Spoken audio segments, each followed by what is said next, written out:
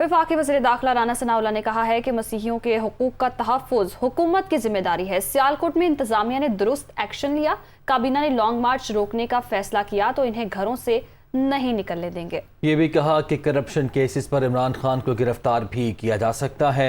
उन्होंने नवाज शरीफ की वापसी को अपनी हुकूमत की पहली तरजीह करार दिया। राना सनाउल्लाह लंदन में दुनिया न्यूज़ से खुसूसी गुफ्तगू कर रहे थे। मसीही कम्युनिटी है, उसके इस हक़ का हम तहफ़्फ़ुज़ ना करते तो मैं समझता हूँ कि ये बड़ी ज़्यादती थी। इंतज़ामिया ने बिल्कुल ठीक वहाँ पे एक्शन किया है। क्या समझते हैं कि लॉन्ग मार्च में कोई प्रॉब्लम हो सकता है हम लोग मान के बाद? कैबिनेट में ये चीज़ रखी जाएगी। अगर उन्होंने ये फ़ैसला किया कि इनको रोकना है तो मैं आपको यकीन दिलाता हूँ कि ये घर से नहीं निकलेंगे। इमरान खान साहब, क्या उनकी गिरफ्तारी हो सकती है? इस आदमी की करप्शन की घटिया जो स्टोरीज़ हैं वो जब सामने आएंगी तो लोग हैरान और परेशान हो जाएंगे। लेकिन गिरफ्तारी हो सकती है, लेकिन फ़ैसला तो गवर्नमेंट ने करना है। मियां नवाज शरीफ को जो है वो जल्द वापस वतन लेके जाना हमारी टॉप प्रायोरिटी है।